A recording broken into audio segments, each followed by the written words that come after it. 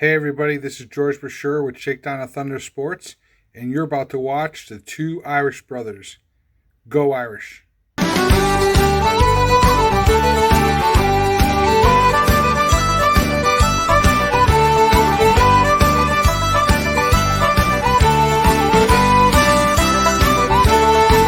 How's it going, everyone? I am Indy Sean 45.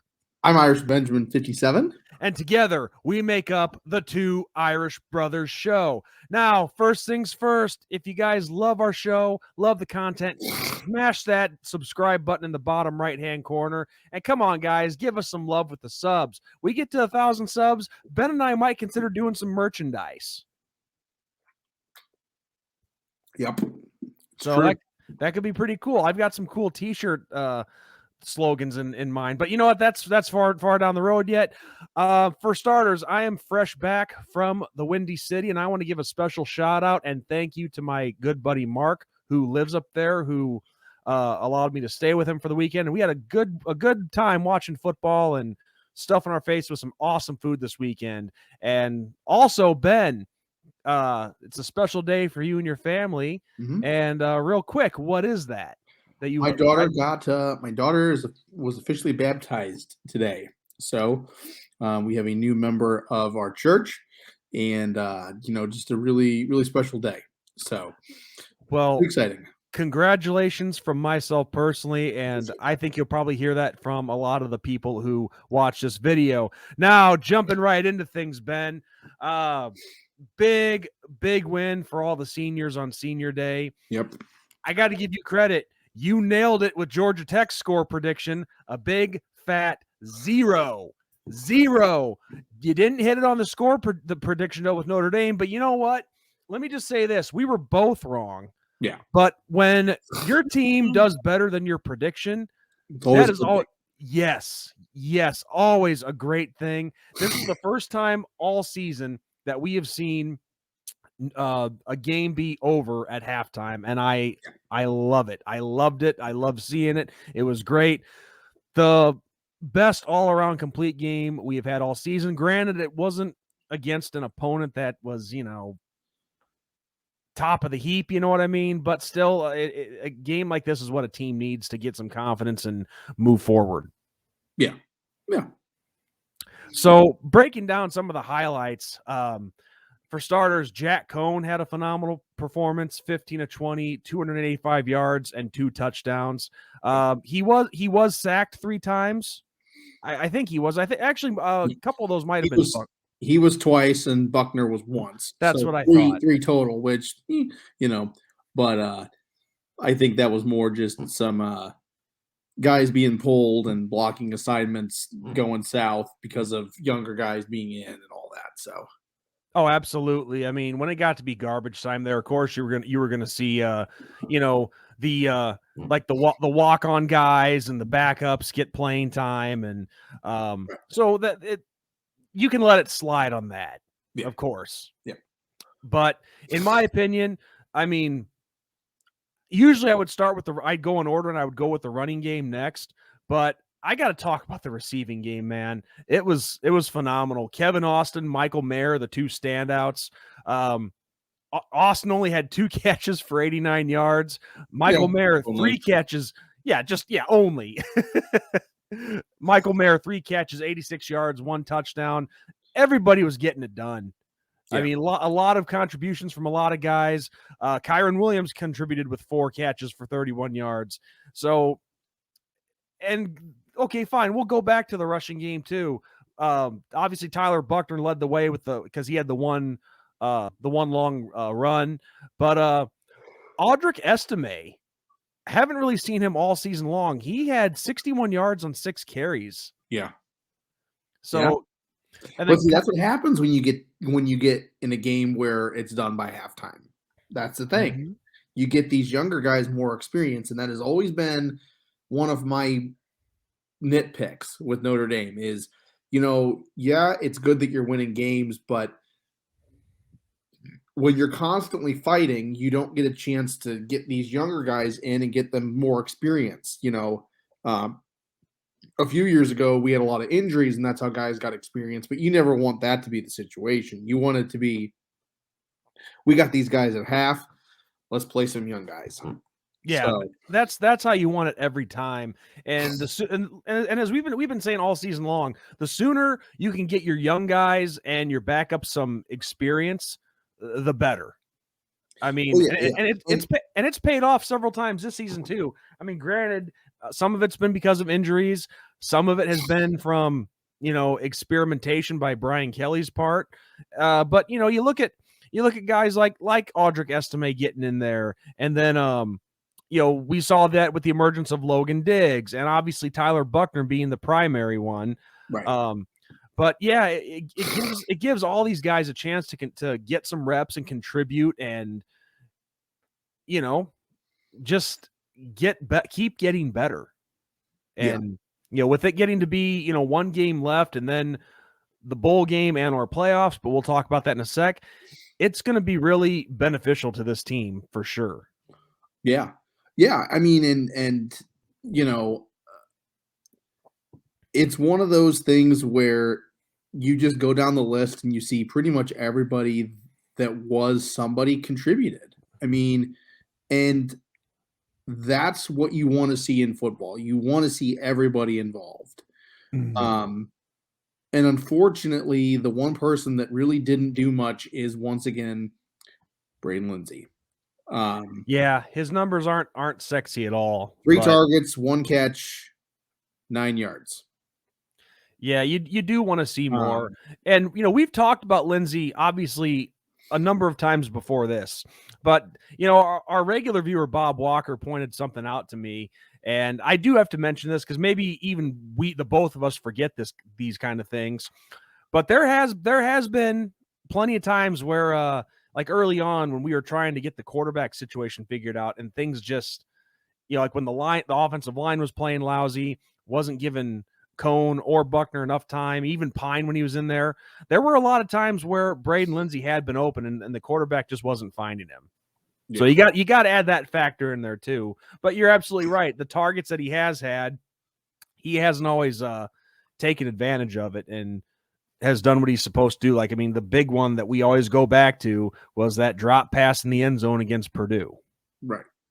Yeah.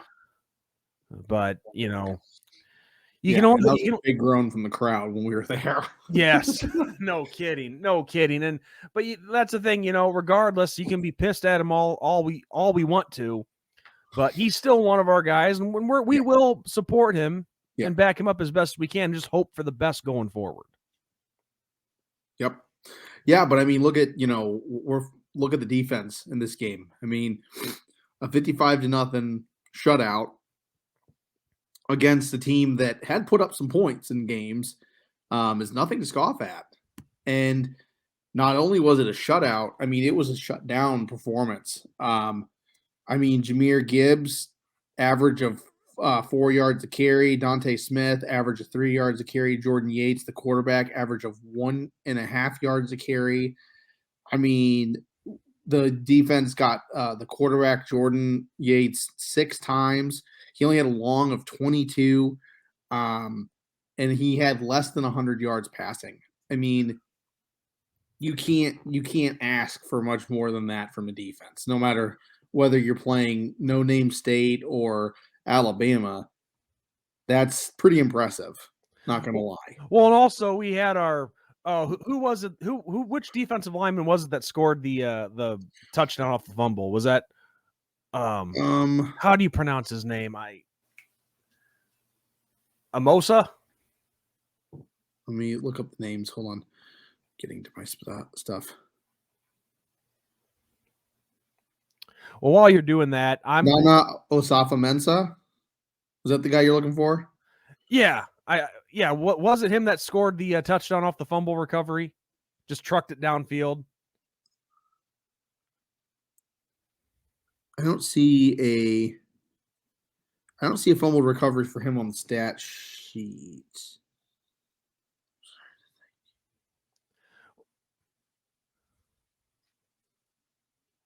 All right. I know one of our defensive linemen. It was Tungavailoa Amosa. I knew. See that's what I was trying to think 95 on our defense. Yeah. Yes. Yeah, I'm so bad at pronouncing his name. I can't do it to save my life. I'm I have a so little bit of horrible at it. practice since Tua plays for the Dolphins. So Yeah, absolutely. But these stats, the overall stats just say it all. And I had them up in front of me. Let me get back there real quick. But these stats say it all. Overall offense, 514 to 224. Passing yards, 302.96, and 212 rushing yards to 128. But the big one, 8.7 yards a play to 3.6. yes. So yeah, the defense did its job. The offense did its job. Special teams did its job. It was just an all around solid performance, consistent in all facets of the game. There's not much more you can ask for than that. No, and poor Georgia Tech. Yeah.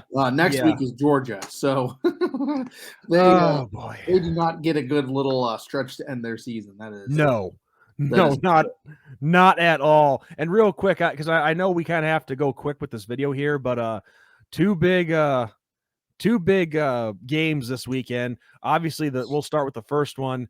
Michigan State got manhandled by Ohio State. Yeah, I expect 49-0 or something like that. No, it was like 50-something to 7. Oh, was it? Okay. Yeah, Ohio State just steamrolled them, which I love for personal reasons, but I more love for us in the rankings. Definitely going to move up ahead of them. And then obviously the big one, Utah. Yeah, Utah taking care of Oregon, and so these are two teams that have 2 losses now, so they're out. Yeah, they're out of the playoff hunt. Yeah, they're done. So this is a chance for Cincinnati to move into that spot, into that 4th spot. I think we'll be up to at least 7 come Tuesday night, but it wouldn't surprise me if we got to that 6th spot. Well, and the crazy thing that I was thinking about is this could be the first year. Not only do we see a group of 5 team make it in, but this could be the first year that we see 2 teams from the same state get in. Yeah, Ohio State and Cincinnati. That would be interesting. That would be really interesting. And I think, don't quote me on this. No, that wouldn't happen now, because Georgia would play, as it stands now, it would be 1 versus 4. So I was like, Ohio State and Cincinnati could play each other, but they could if it was national title and both of them get to their opponents. Yeah.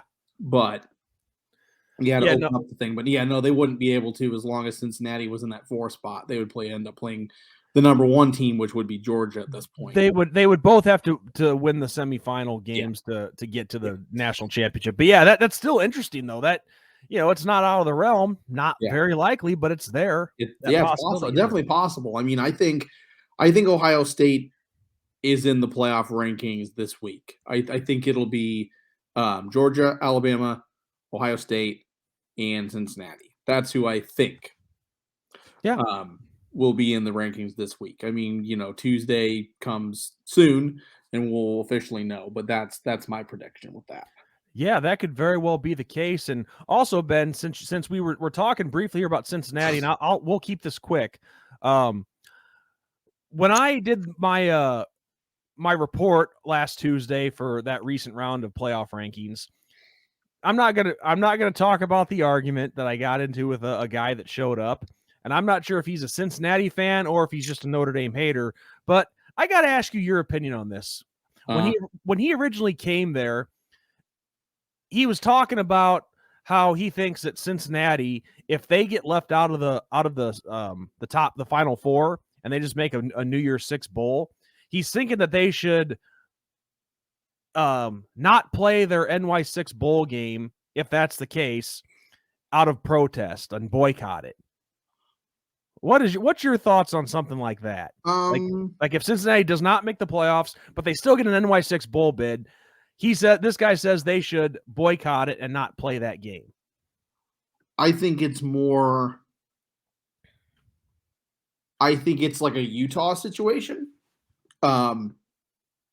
People forget, Alabama fans won't forget, but people forget that Utah, about a decade ago, went undefeated and had a phenomenal season and ended up not making the BC. This was when we still had the BCS system, and they ended up not making it into the BCS national championship, which some people thought, yeah, well, they haven't played the best schedule, kind of like Cincinnati. But, then other people were like, well, they are undefeated and, all that. Well, Utah ended up going and playing in the Sugar Bowl against Alabama, and Utah just steamrolled Alabama. I mean, it was. I remember that game. Like just David versus Goliath, and David came to play. And, Utah never once thought that they should boycott. They were angry, and it very much showed in that game. It very much showed that they were angry and they wanted to prove a point. And I think that's what Cincinnati would do. I think it's absolutely ridiculous that you would boycott your game in protest of something like that, because the only people you're hurting are the student athletes that are looking to make a name for themselves. Exactly what my point was on that with this guy. You go and play that game and you win the game, like we saw with UCF when UCF went undefeated and beat Auburn in their bowl game. And then as a program, I could see Cincinnati saying, okay, well, we claim the national title for that year. Yeah, because UCF did that a few years ago in recent history. Which, I mean, there's neither here nor there, but that's what I think. That's okay. So we're on the same page, because that would just be completely stupid, because you're cheating, exactly like what you said. You are cheating your players out of a chance to play on the big stage, but also you're passing up that NY6 bowl berth money. Now, which is a nice payout. Here's one for you, Sean. What would you think if, when it's all said and done, let's just say that Cincinnati doesn't make it into the playoffs? They go undefeated. They win the American. I think that's what they're in. Yeah, the American Conference. The American Athletic. Go undefeated, win that conference, don't make it in. NY6 Bowl. What if they play Notre Dame? Well, I think it's going to be a battle of David versus David, because both teams are going to be pissed off. We're going to be pissed. I mean, they're going to be pissed off that they didn't make the playoffs. It could very much happen. Yeah, it could. But just finish my point real quick. We're going to be pissed off too, because we didn't make the playoffs, and we lost. But yes, that's you beat me to it. We're going to be pissed off because we lost to them at home. So it's going to be like from what you described about David and the Goliath, about David being pissed. This is going to be David versus David, and we're both going to be pissed. So it's not out of the possibility of that happening. And what a game it would be. Yeah. And it would of course, it would be in either the Peach Bowl or the Fiesta Bowl if it happened. So it would be interesting. But yeah, overall, that would just be absolutely stupid. And I can't believe that guy that showed up would even think that. I mean, really, you're going to pass up an NY6 bowl? I've seen fans and fan bases be upset about quarterbacks that are playing out of their mind. I've seen fans and fan bases say that they don't have a chance. I mean, the list goes on and on. Yeah. So I've also seen fans that think that, Georgia will get steamrolled if they played this team or that team. And it's like, okay, come on. Like, no, sorry. No. I don't put it past some of these, as you say, these message boards where brain cells go to die. So, they do. Sometimes fans ruin the game. That's all there is to it. And for the record, anybody watching this, I just want to say that, I have zero respect for anybody who shoots their mouth off behind a screen name and doesn't show their face. And I'll leave it at that. I'm not going to go into the argument. I do that enough. So it's no more. So Ben, we got one game left. Yep. We played a great game to finish off our home slate for 2021.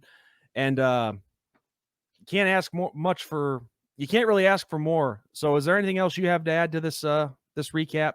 I got nothing. Same here. So on that note, everyone, I am ND Sean 45. I'm Irish Benjamin 57. And as always, God bless, good night, and go Irish. Go Irish.